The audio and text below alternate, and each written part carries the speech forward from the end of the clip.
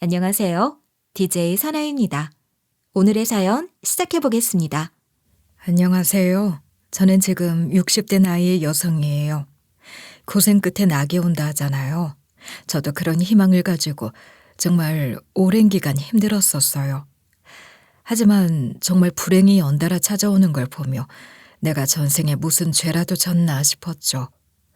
주변에 힘들다 하는 사람 다양하게 만나봤지만 솔직히 저만한 사람 못 볼 정도였죠. 지금이야 많이 나아질 수가 있게 되었지만 그때까지만 해도 사는 낙이 없을 정도였답니다. 저는 정말 한평생을 고생하며 살아왔었어요. 젊은 시절에는 정말 가난한 편이었어요.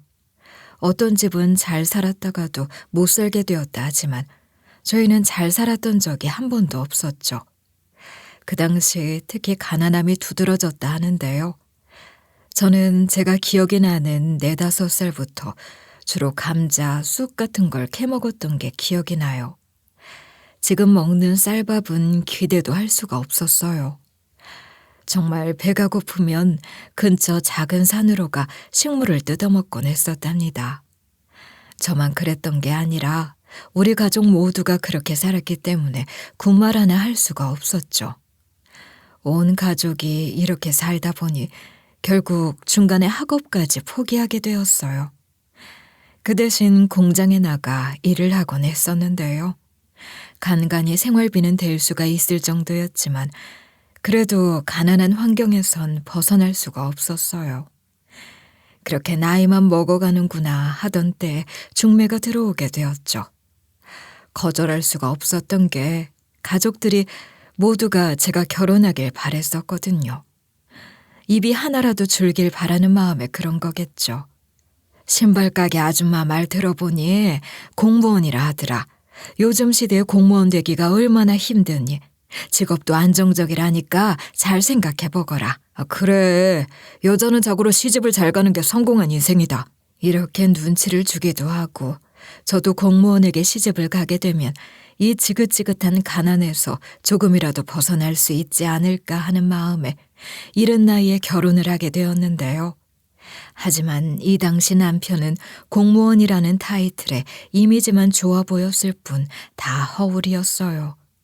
남들은 저에게 다 시집 잘 가서 좋겠다 이야기했지만 뒤에서는 얼마나 성격이 이기적이고 손버릇도 안 좋았었는데요. 툭하면 저에게 손을 올리곤 했었는데 자기 성격대로 되지 않으면 손부터 올리는 폭력적인 사람이었어요. 하루는 일이 끝난 후에 퇴근을 하는데 문을 부술 듯이 열면서 들어오는 거예요. 왜 갑자기 저러나 싶었는데 들어오자마자 입던 와이셔츠를 확 뜯어 제 얼굴에 던지는 거 있죠. 왜 이래? 옷은 왜 던지는 거야? 몰라서 물어? 지금 나 창피 주려고 작정한 거야? 그게 무슨 말이야. 내가 그런 짓을 뭐하러 해. 소매 깃 좀 봐. 내가 하루 종일 그러고 다녔어. 알아? 내가 거기 묻은 고추장 닦아놓으라 했지? 세탁비누로 박박 닦았는데도 안 지는 걸 어떡해. 그리고 조금 얼룩이 남아있다고 내가 전에 말했었잖아. 그랬더니 그때는 알아서 한다고 옷장에 걸어놓으라며. 그때는 내가 바빠서 잘 못 봤던 거잖아. 그러면 네가 잘 책임지고 해결했어야지. 퇴근 다 하고 봤는데 회사에서 날 얼마나 무시를 했겠어? 내가 그런 취급 받길 바래서 일부러 그런 거지? 말이 되는 소리를 해. 일부러 그런 것도 아닌데 왜 이러는 거야? 자기 기분이 안 좋거나 조금이라도 거슬리는 게 있으면 바로 저에게 화풀이를 하곤 했어요. 손을 올리는데 이 당시에는 그렇게 당하고 사는 게 그렇게까지 드문 일이 아니었거든요. 흔하게 볼 수 있는 일이다 보니 제가 군데군데 멍이 있다 해도 주변 사람들이 웅성웅성거리기만 할 뿐 신고를 하거나 그러지도 않았어요. 지금이야 그러면 안 된다. 경찰에 이야기라도 하지만 그때에는 오히려 경찰이 좋게 좋게 넘어가세요 하며 별일 아니란 듯이 대하곤 했었거든요. 친정에 왜 말하지 않았었냐고요? 당연히 이야기했었죠. 하지만 우리 집에선 제가 맡고 사는 것보다 이혼한 뒤 제가 혼자 남겨질 걸 더 걱정하더라고요. 엄마, 나 이렇게 당하고는 못 살아. 이러다 나 진짜 큰일 나면 어떡해.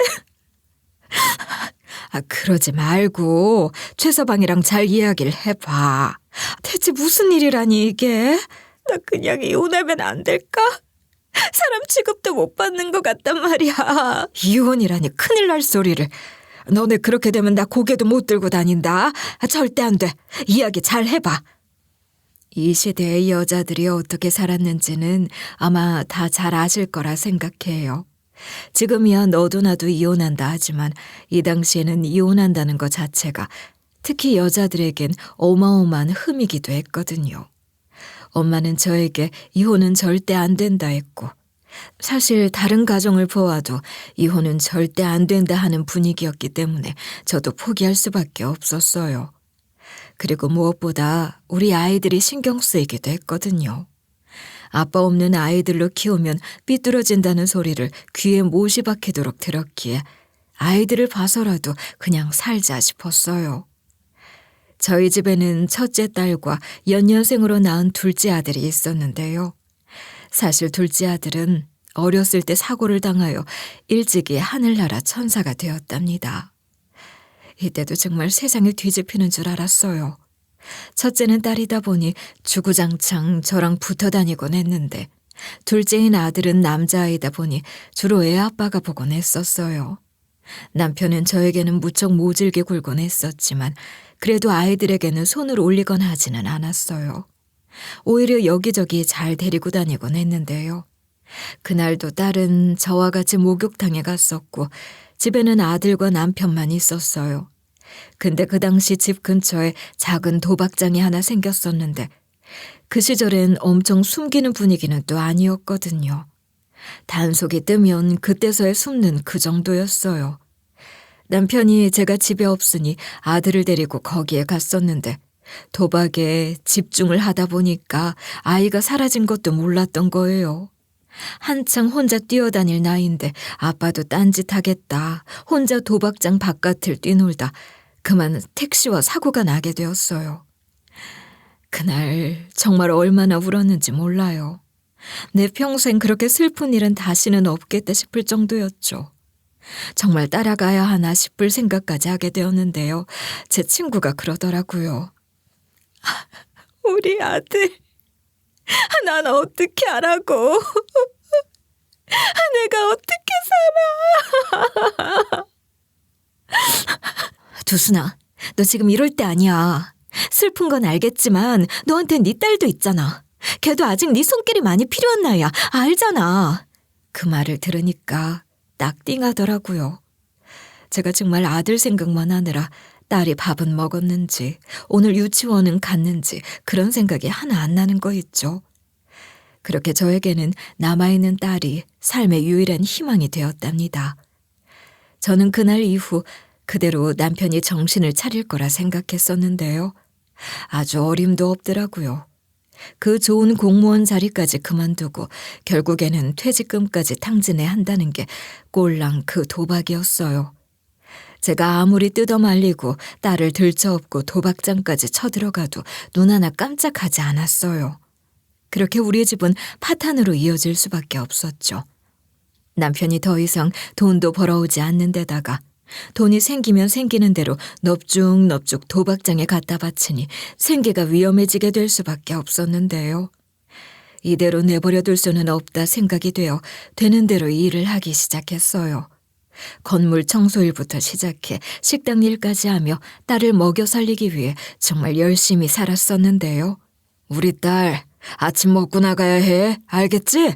됐어. 바쁜데 밥을 언제 먹어. 나 지금 등교해야 돼. 그래도 먹고 가면 좋은데. 시간 없으면 10,000원 줄게. 이거 갖고 가서 편의점에서라도 사 먹어. 우리 딸 공부해야 하는데 굶으면 큰일 난다. 그렇게 딸이 고등학생이 되었을 때였어요. 사실 남편은 딸에게는 거의 지고 사는 편이었어요. 애지중지하며 오냐오냐 하는 날이 더 많았죠. 딸이 아무리 모진 소리를 해도 웃기만 했었거든요. 정말 딸 바보가 따로 없었죠.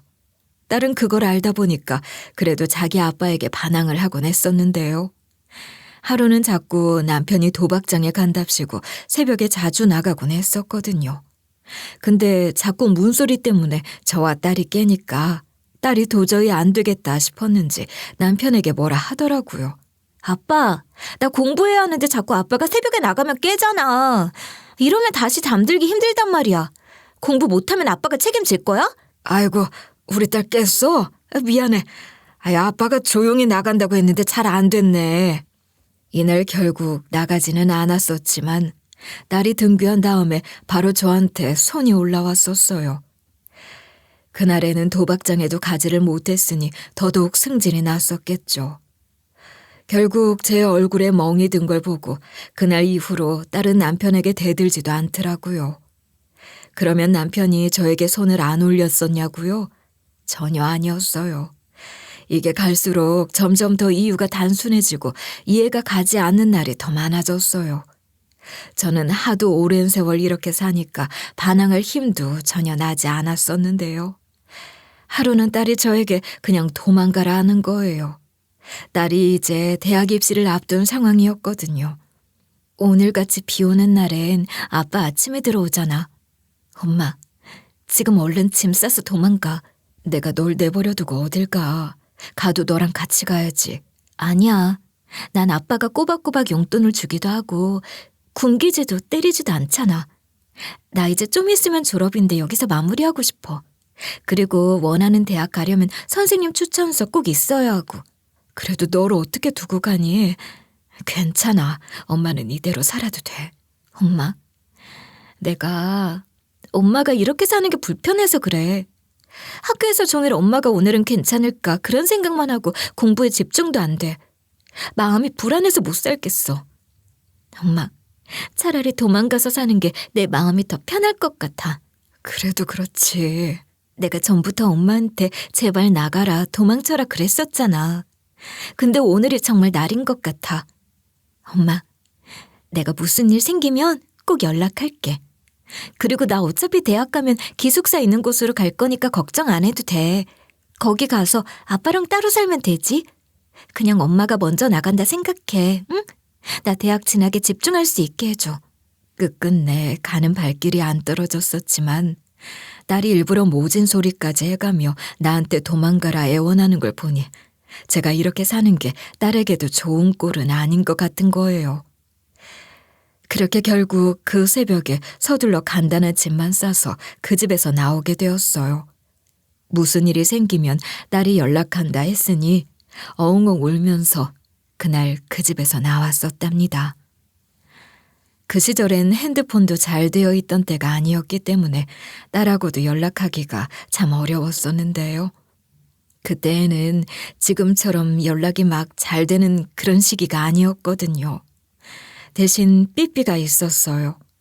남편은 전자기기 같은 건 잘 다룰 줄 몰랐기 때문에 딸에게 제가 연락하는 것도 아예 몰랐었어요. 저는 그때 집을 나온 이후에 남편이 저를 절대 찾지 못하게 정말 생전 들어본 적도 없는 지방으로 내려갔었어요. 제가 급하게 머물 곳을 찾았는데 너무 다행스럽게도 그 지역 식당 사장님이 거기 쪽방에서 숙식을 하며 식당 일을 도우라 하셨거든요. 그때 엄청 꾀죄죄했는데다 제가 온갖 가게는 다 돌아다니면서 혹시 일 구할 수 있겠느냐 물어보고 다녔었거든요. 그 전에 공터 화장실에 가서 꼬박꼬박 졸곤 했었어요.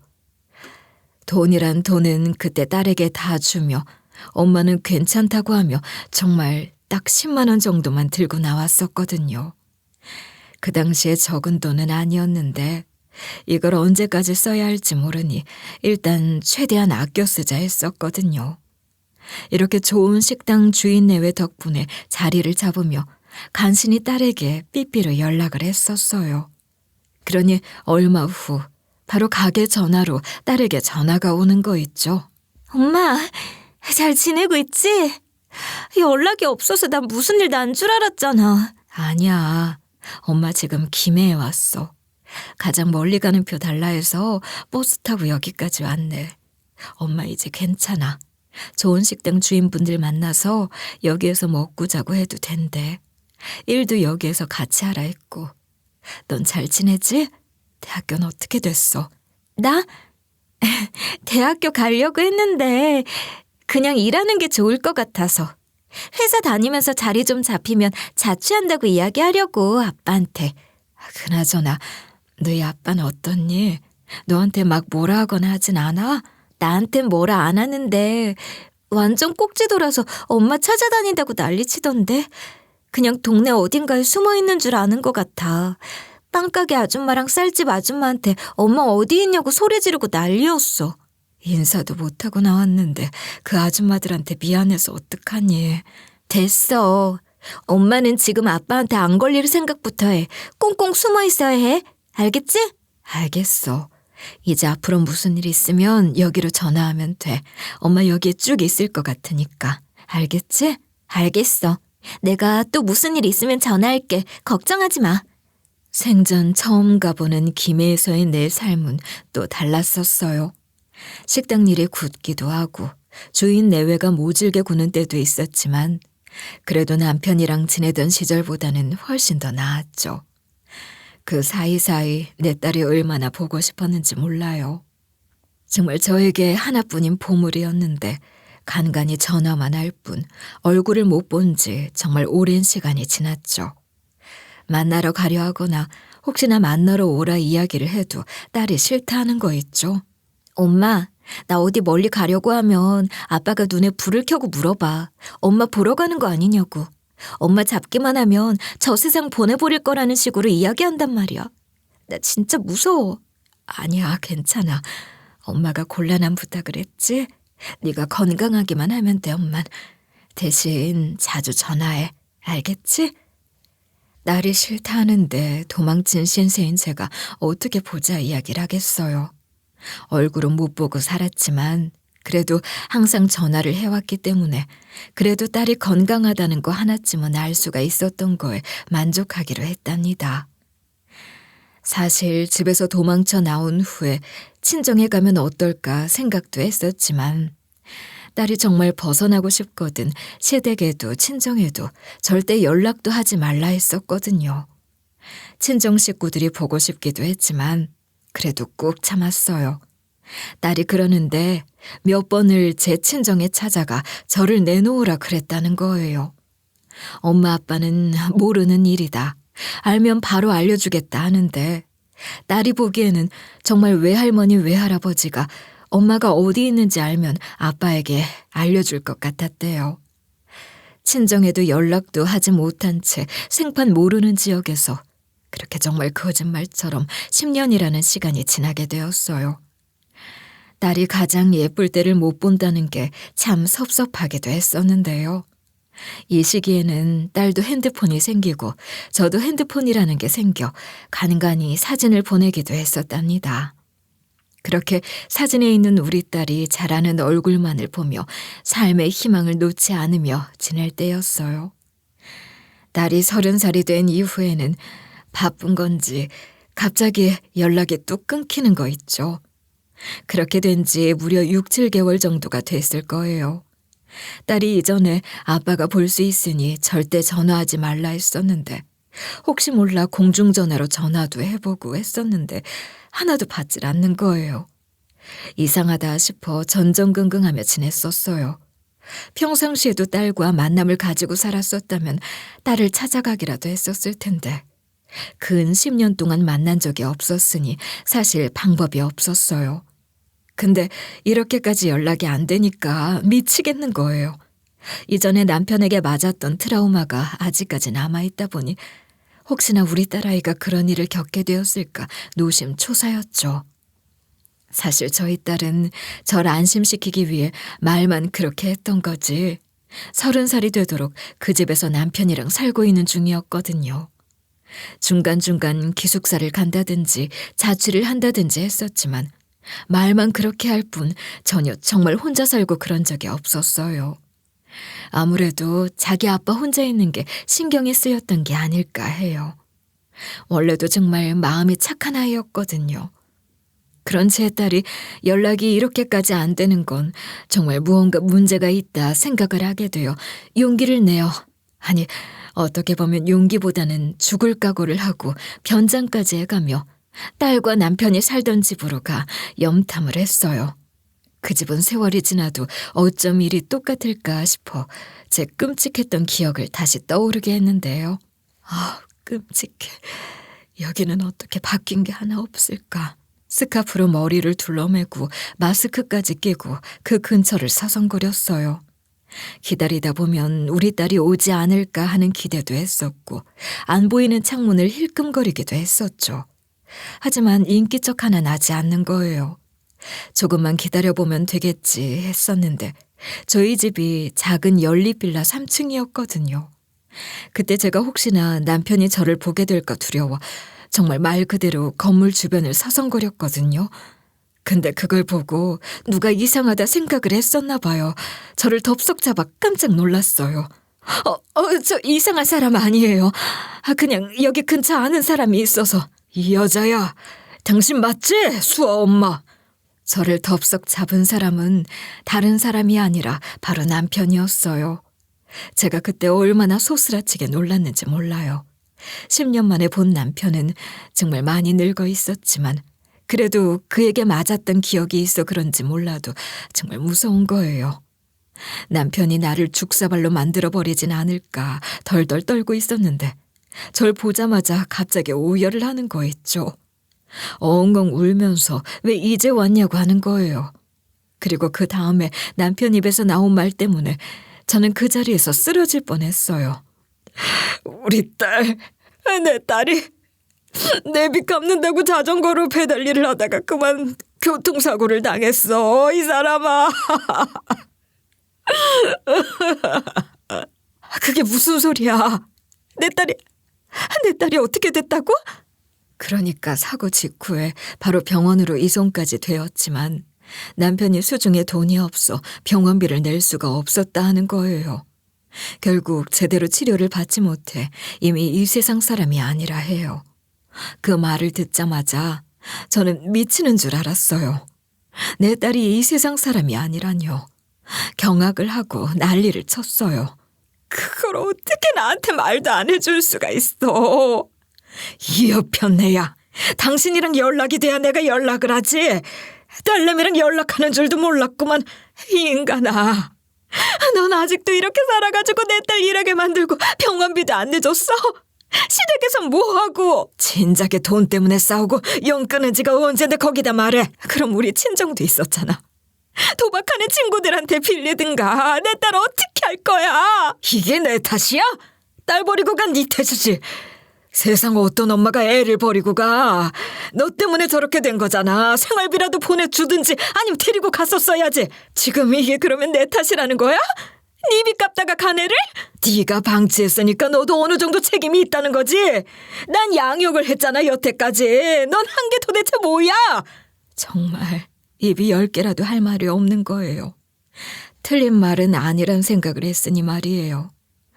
말 맞다나 내가 그 집에서 나올 때 내 딸이 싫다 해도 데리고 나왔어야만 했는데 이게 다 내 탓이구나 싶어 마음이 아파오기 시작했어요.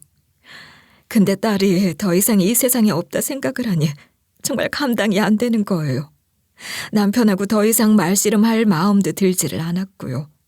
그냥 마지막으로 내 딸을 한 번 더 보고 싶다 이런 생각만 하게 됐었어요. 그럼 우리 딸 지금 어딨어? 납골당에 있든지 어디에 뿌렸든지 어디에 있을 거 아니야. 그럴 돈이 어딨어? 그렇게 만드는 것도 다 돈이야, 알아? 그냥 아는 선산에다가 묻었어. 그럼 그 선산이 어딨는데? 내가 내 딸은 보러 가야 할 거 아니야. 여기 주소. 우리 집에서 애 죽었다니까 조상님들 묻힌 묘지는 알려주더라. 거기다 묻었어. 그렇게 낚아채듯 주소가 적힌 종이를 가지고 뒤도 안 돌아보고 택시를 탔어요. 정말 엉엉 오열을 하면서 선산까지 가니까 택시 기사님이 엄청 위로를 해주시더라고요.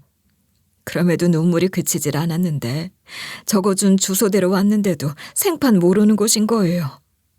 제가 예전에 남편 벌초하러 간다 했을 때 따라갔었는데 그때 본 풍경이 아니라는 걸 단박에 알 수가 있었죠. 남편을 만났을 때 주소를 물어보며 남편 번호까지 아래에 적어달라 했거든요. 제가 여태까지 딸 예쁜 옷 입히겠다고 모은 돈으로 납골당이라도 옮겨주기 위해서인데 그렇게 하려면 남편하고도 이야기를 해야 하니까 말이에요. 근데 택시에서 내린 곳이 이상한 것 같다 전화를 하니 자꾸 다른 말을 하는 거예요.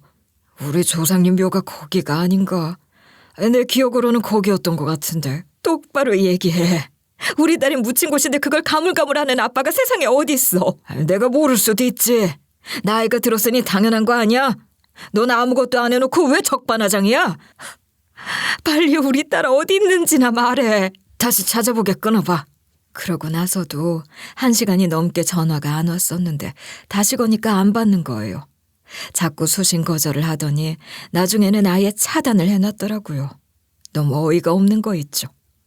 다시 그 집으로 찾아가니까 창문에 불이 켜져 있는 게 뻔히 보이는데도 문도 안 열어주고 모르쇠 하길래 답답해서 미치는 줄 알았어요. 그러다 우연하게 우편함을 보니 시어머니 이름으로 등기가 와 있는 거예요. 거기 보면 주소가 있잖아요. 전화할 생각도 안 하고 거기로 대뜸 찾아갔어요. 이사를 한 건지 잘 모르는 동네였는데 가니까 익숙한 시어머니와 시누이 얼굴이 보이길래 냉큼 붙잡았어요. 어떻게 이럴 수 있냐 하시는데 하나 남은 유일한 내 딸이 어디로 갔는지도 모르니까 그런 걸 신경 쓸 새가 아니었죠. 내 딸 묻은 선산 알려줘요. 내 딸 어딨냐고. 어머머, 이게 뭐야?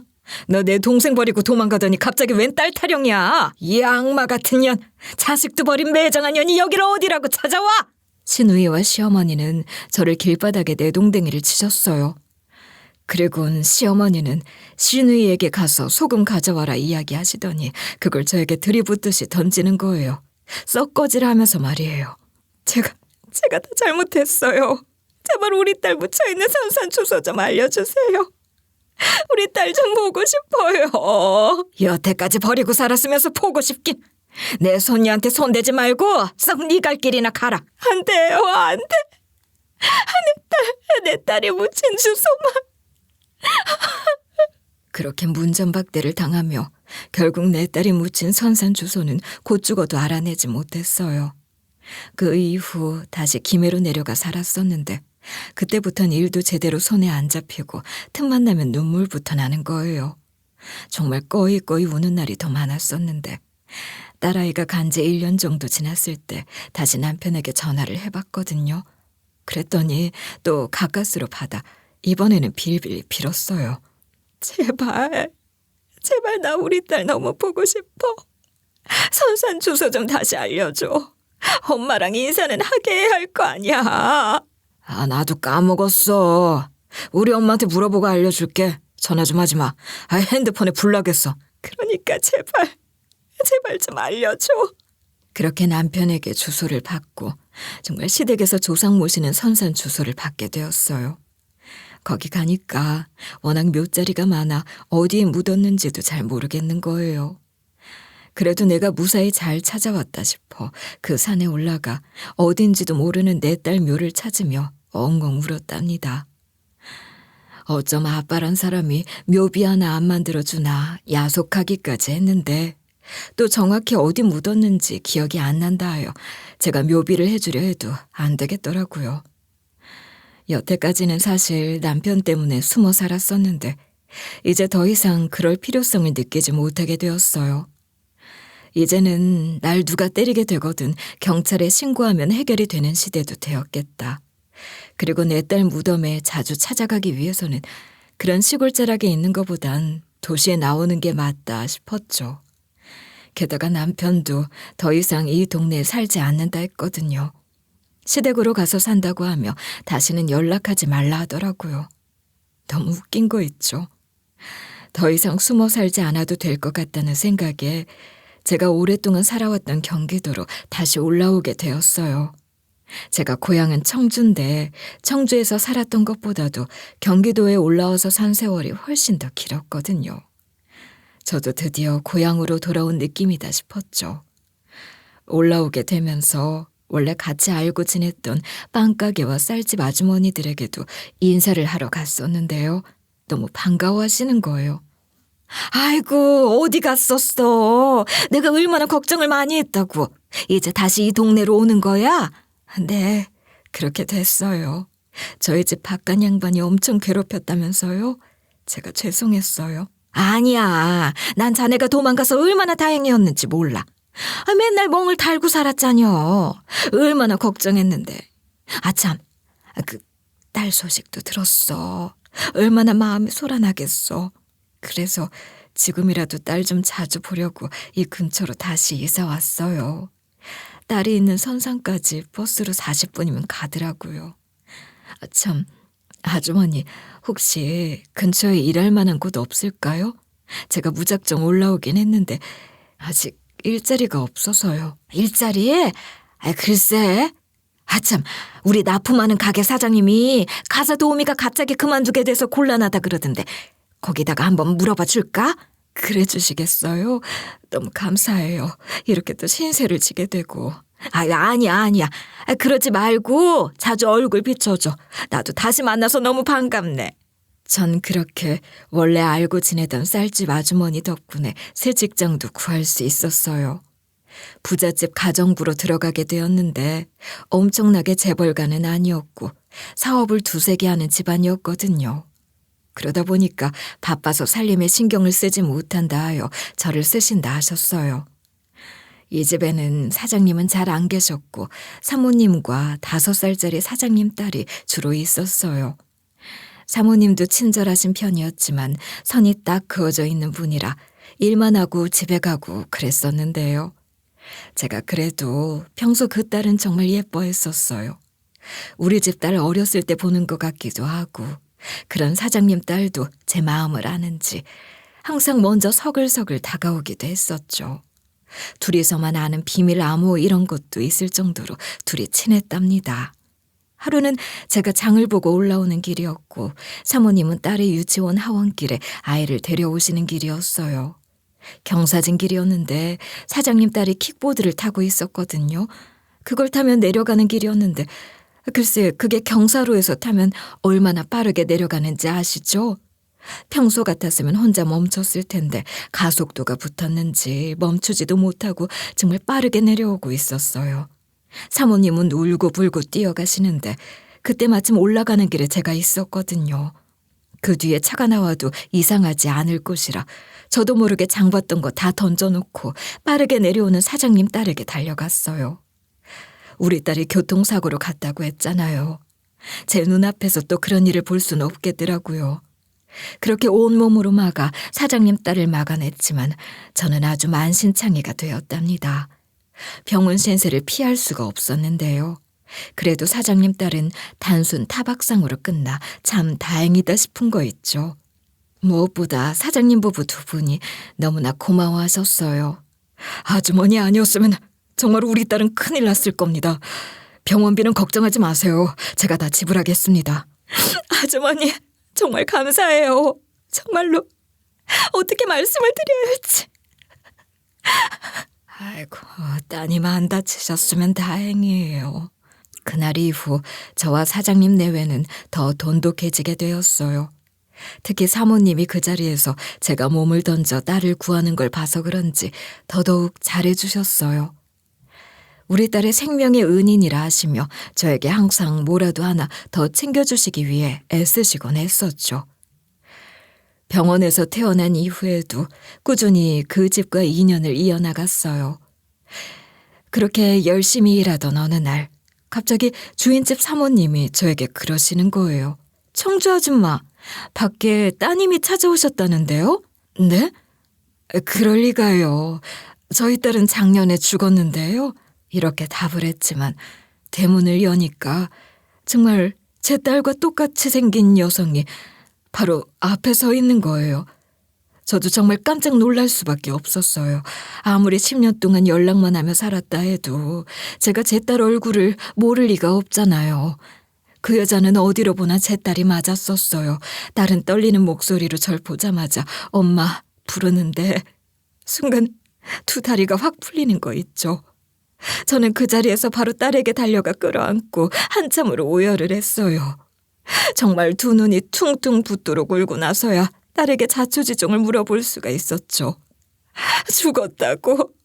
사람들이 네가 죽었다고 하는데 아유, 이게 어찌된 일이야. 엄마, 사실 나 아무것도 기억이 안 나. 그러니까 죽은 줄로만 알았던 딸이 알고 보니까 교통사고를 당하게 되면서 기억을 잃었다 하는데요. 일어나 보니까 이미 연고자가 없는 취급을 당했다는 거예요. 그렇게 곧장 시설로 보내지게 되었다 하는데요. 영문 모를 일에 제가 직접 확인을 해보는 게 좋겠다 싶었어요. 그렇게 병원으로 향했는데 알고 보니까 남편이 일부러 병원에서 딸을 버린 거였어요. 그렇게 딸은 연고도 없이 관련 시설로 보내지게 된 거죠. 남편 새끼가 저한테 거짓말을 한 거였어요. 여기서부터 정말 우라통이 치밀어 올랐는데요. 딸은 한 자원봉사자의 도움을 받아 작은 단서를 얻어 절 찾아왔다는 거예요. 연고가 없다 했었지만 딸의 주민등록 초본에 살던 집 주소가 써져 있었다 하는데요. 혹시나 하는 마음으로 그 동네에 찾아가 봤대요. 동네에 와보니까 하나둘 어렴풋 기억이 나기 시작했는데 그러다 쌀집 아주머니를 만나게 된 거예요. 어머, 너 수아 아니니? 어머, 웬일이야? 난 네가 죽은 줄만 알았는데. 저에 대해 아세요? 혹시 저의 엄마나 아빠에 대해 아시는 게 있을까요? 너희 아빠는 이사가 버렸고 너희 엄마는 어디 사는지는 몰라도 어디서 일하는지는 내 안다. 거기 주소 알려줄게. 한번 가봐라. 아유, 웬일이니? 죽은 줄 알았는데. 감사합니다. 한번 가볼게요. 기억이 더듬더듬 나는 와중에 절 보자마자 잃었던 기억을 다시 되찾을 수가 있었다 해요. 큰 충격을 받으면 종종 다시 기억이 돌아오는 경우도 있다 하는데 그런 케이스였던 거죠. 기억을 되찾은 뒤 제 딸이 가장 처음으로 했던 건 바로 남편을 고발한 거였어요. 사정을 들은 사모님이 절대 이런 일은 내버려 두어서는 안 된다 하시며 주변 인맥을 통해 저희를 도와주셨어요. 이런 부분을 잘 아시는 변호사님과 함께할 수가 있었답니다. 남편이 여태까지 저질렀던 짓을 하나하나 파헤치며 증거를 수집하기 시작했어요. 그 사이 충격적인 사실이 두 가지 밝혀졌는데요. 첫 번째로는 보험사에선 저희 딸의 보험비를 이미 지급했다는 거예요. 중상이기 때문에 상당한 금액을 받을 수 있었는데 심지어 딸 과실이 크지 않았다 하는데요. 그러다 보니 적지 않게 보험금을 받아갔다 하는데 수령자가 바로 저희 남편이었어요. 보험 관리자와 나눈 대화 역시 녹음이 되어 있었기에 증거로 가져올 수도 있었고 또 수령자 사진과 금액까지 촬영을 했어요. 어쩜 이리 큰 금액을 꿀꺽하고도 조용했나 싶어 너무 괘씸한 거예요. 게다가 이뿐 아니라 병원에 가서 혹시나 내 딸을 기억하냐 물어보니 기억이 난다 하는 거예요. 병원 응급실에 제 딸이 실려왔는데 남편이 그 모습을 보고 나는 돈이 없다는 식으로 나왔다는 거예요. 제가 아직도 기억이 나요. 돈이 없는데 얘를 어떻게 치료를 하냐 하면서 보험 없으시냐 가해자와 이야기 좀 해봐라 했는데도 난 돈 없어 몰라 하시면서 모르는 일이라고 그러셨거든요. 그때 증거 영상 같은 거 어디 없을까요? CCTV라도. 병원 CCTV가 음성도 다 녹음이 되기는 하는데 경찰분이 오셔야 할 거예요. 어떡하죠? 그때 환자분 인계할 때 사인을 따로 안 하셔서요. 그런 건 어떻게 안 될까요? 병원비 같은 게 지불이 아직 안 돼서. 그렇게 제가 남아있는 돈을 지불을 했는데 이게 알고 보니 방임죄에 해당이 된다 하더군요. 그렇게 차근차근 증거를 모으다 알게 된 사실인데 알고 보니 아직까지도 여기저기 노름판을 돌아다니면서 돈놀이를 하고 있다 하더라고요. 그래서 바로 고소장을 접수하게 되었어요. 법정에선 딸이 내세운 증언이 결정적인 역할을 해주었어요. 딸은 담담하게 남편이 평소 했던 악행 등을 폭로하며 자신이 현재까지 어떠한 삶을 살아왔는지도 진술을 했죠. 제 이야기도 당연히 나올 수밖에 없었고요. 저희 아빠는 평소에도 도박을 일삼아오셨어요.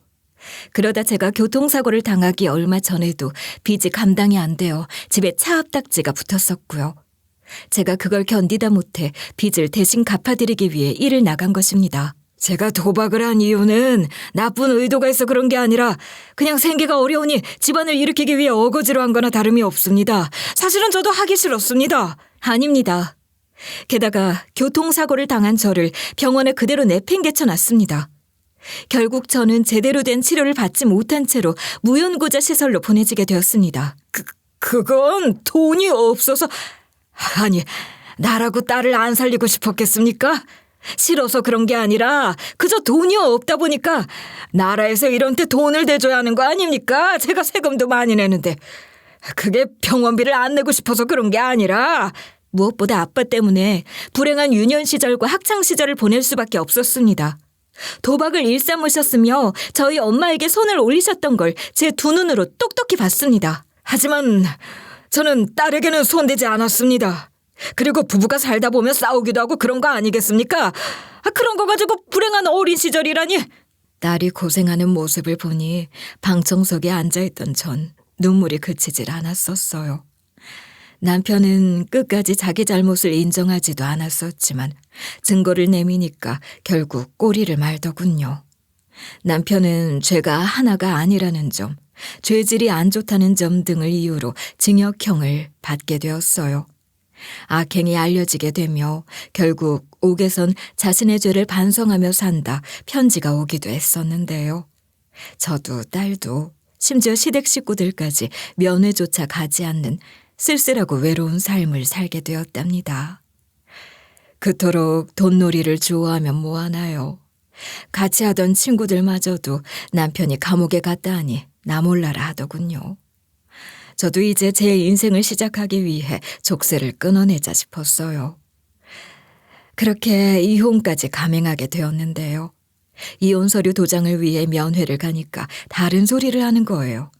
이혼이라니, 나 정말 진심으로 반성하고 있어. 나 혼자 있으면 이제 어떻게 살으라고 그래. 이러지 말고 이혼해줘.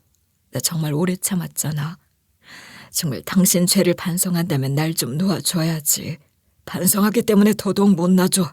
내가 너한테 잘못한 걸 용서받을 수 있는 기회는 줘야지. 결국 이혼 서류에 도장 하나 못 찍고 다시 집으로 돌아오게 되었는데 그 후에도 계속해 편지가 왔었어요. 자기가 정말 잘하겠다. 방에서 나가면 다시 잘 살아보자. 자기가 옛날 일은 반성하고 있다. 이런 식의 내용이었죠. 옛날에 자기가 저한테 어떻게 했는지 정말 반성한다면 절 붙잡으면 안 되는 거거든요. 울컥하는 마음에 어쩔 수 없이 이혼까지도 소송으로 이어지게 되었어요. 변호사님은 저에게 이혼 소송을 시작하기 위해 필요한 서류와 증거를 모아오라 했었는데요. 그렇게 과거 남편이 저에게 손을 올렸던 일에 대한 건 딸과 쌀집 아줌마 증언을 받기로 했어요. 그리고 딸을 버린 행위와 도박으로 가정을 파탄냈다는 증거를 준비했죠. 딸은 제 아버지가 본인을 병원에 방치했던 것과 또 여태까지 절 가혹하게 대했던 일들, 고통 속에 자랄 수밖에 없었다는 시간에 대해 증언을 하며 남편의 부도덕함에 보다 구체적으로 진술을 해주었어요. 저희 아빠는 제가 사고로 죽어갈 때 절 병원에 내버려 두고 방치하셨어요. 말 그대로 나 몰라라 하셨고요. 그리고 과거에 꾸준하게 저희 엄마에게 손을 올리셨었어요. 제가 기억이 나는 어린 시절부터 집을 나가셨던 20살까지도요. 판사님, 그렇게 따지면 저 여자는 딸을 버리고 나갔어요. 그것도 어떻게 보면 방임 아닌가요? 저는 그 당시 온전히 성인이었고 또 스스로 판단을 할 수 있었던 아이였어요. 제가 엄마에게 권해드린 부분이에요. 이혼 소송은 간단히 끝이 날 줄 알았지만 남편은 미꾸라지처럼 잘 빠져나왔었고 끝까지 자신의 잘못은 전면 부인하는 모습이었죠. 그러면서 끝까지 제 탓을 하는 거 있죠. 감옥에서 반성 좀 한 줄 알았더니 그냥 이혼해주지 않으려고 그런 척 한 거구나 싶은 거예요. 저희 옆엔 내가 먼저 가족을 버리고 도망갔습니다. 제가 도박을 한 건 생계를 꾸려나가기 위해 어쩔 수 없는 선택이었고요. 거짓말입니다. 도박을 한 건 아이가 아주 어렸을 때부터였어요. 퇴직금까지 몽땅 가져다가 돈 노름을 하는 바람에 생계가 어려워져 돈을 나가서 번 건 저예요. 내가 그때부터 도박을 했다는 증거 있어? 증거 있냐고? 자중하세요. 생계가 어려웠다 해도 도박을 하시는 건 엄연한 불법입니다. 점점 더 불리해져 가는 남편을 마지막으로 한 방에 보내버리게 되었던 건 바로 딸의 진술이었어요. 딸은 법정에서 이렇게 말했죠. 어머니는 절 끝까지 지키려고 했습니다. 아버지가 난폭을 일삼고 절 병원에 방치했을 때도 어머니는 어디선가 절 걱정하며 눈물을 흘리셨을 겁니다. 아버지는 끝까지 자기 자신만 생각하는 사람이었습니다. 결국 명백한 증거와 더불어 딸의 결정적인 증언 덕분에 남편은 패소하고 말았어요. 그렇게 전 드디어 몇십 년 동안 날 괴롭히던 남편의 족쇄에서 벗어나게 될 수가 있게 되었답니다. 그렇게 전 이혼에 성공하게 되었고, 그렇게 내 인생을 다시 시작하게 될 수가 있었어요. 딸은 사실 법정 앞에서 그렇게 당당하게 말을 하기도 했었지만 아직까지 교통사고 후유증과 아빠가 자신을 버렸다는 후유증은 잘 씻어지지 않나 보더라고요. 결국은 지금 열심히 치료를 받으러 다니는 중이랍니다. 그래도 정신과 선생님께서 이야기하시길 엄마에게 받는 사랑이 많아 금방 딛고 일어날 수 있을 거라 이야기를 했다는 거예요. 정말 듣던 중 다행이었죠. 전 그렇게 다시 찾은 딸과 함께 새로운 인생을 다시 시작해보기로 했어요. 무엇을 할까 했었는데 제가 일하던 곳의 사장님과 사모님이 차라리 딸과 함께 가게를 하나 해보면 어떻겠냐 이야기를 해주시는 거예요. 제가 돈이 어디 있다고 새로운 일을 시작하겠어요. 그래도 지금 하시는 일보다는 훨씬 나으실 거예요. 저희가 빌려드릴게요. 때 되면 편하게 갚으세요. 아이고, 제가 어떻게 그런 큰 신세를 질 수가 있겠어요. 괜찮아요. 아니에요. 안 그래도 크게 도움을 드리고 싶은 날이 꼭 왔으면 좋겠다 싶었는데 이렇게라도 도와드릴 수 있게 되어 오히려 저희가 다행이에요. 덕분에 저희 딸이 살았잖아요. 평생을 감사하며 살아야 하는데 말이에요. 그렇게 저희는 작은 분식집을 같이 시작하게 됐어요. 처음에는 잘 될까 싶었었는데 쌀집 아주머니도 응원차 화분을 주러 오시기도 하고 이전에 알던 분들도 자주 오시기도 해주셨고요. 어느샌가 바쁘게 장사를 하다 보니 안정적인 삶을 되찾을 수가 있게 되었는데요. 딸은 사실 그전까지만 해도 잠에서 깨면 놀라서 울곤 했었거든요. 왜 울었냐 이야기를 하면 눈을 뜨면 다시 버림받게 될까 무서운 마음에 그런다 하는데 참 가슴이 미어지는 거 있죠. 하지만 그럴 때마다 제가 꼭 안아줘 그런지 지금은 눈에 띄게 트라우마가 나아지게 될 수 있었답니다. 원래 하던 일을 해야 하지 않겠냐 이야기하니 괜찮다 하며 오히려 지금 당장은 엄마하고 같이 둘이 일하는 게 더 좋을 것 같다는 거예요. 그렇게 둘이 의지하며 함께 살아가기로 했답니다. 그 후에 남편은 어떻게 되었나 궁금하신 분도 있을 거예요. 그렇게 이혼 소송을 끝마치고 나선 아주 사람이 돌변을 하더라고요. 법정에서 나가는 길에 저한테 소리를 지르는 거 있죠. 너 어디 잘 사나 보자. 나 출소하면 찾아갈 거야. 어디 한번 그래봐. 나 이제 당신 하나도 안 무섭거든. 내가 그때처럼 저한테 지고 살 줄 아나 본데 어림도 없는 소리다. 빵에서 썩을 대로 썩으시지. 제가 이전까지는 남편에게 큰 소리를 쳐본 적이 많이 없었는데 이제는 무서울 거 하나 없다는 식으로 큰 소리를 치니까 오히려 남편이 아차 싶었나 봐요. 요즘까지도 간간히 편지가 와요. 편지 안에는 자기가 잘못했다. 다시 한번 용서해줘라. 출소하면 얼굴만 한번 비춰줘라. 뭐 이런 이야기가 있더라고요. 요즘은 아예 뜯어보지도 않고 아예 편지를 찢어버리는 중이에요. 아주 평생 동안 후회했으면 좋겠더라고요. 그렇게 저는 늦은 나이에 삶의 희망을 되찾을 수가 있게 되었어요. 새로운 꿈을 꾸며 행복한 노년을 보낼 수 있게 바라는 중인데요. 불행 끝에는 저처럼 낙이 올 수가 있거든요. 제 사연을 듣는 불행한 사람이 있다면 조금 뒤에 해가 뜨실 테니 꼭 포기하지 않고 살아가시기 바랄게요. 긴 사연 읽어주셔서 감사했습니다.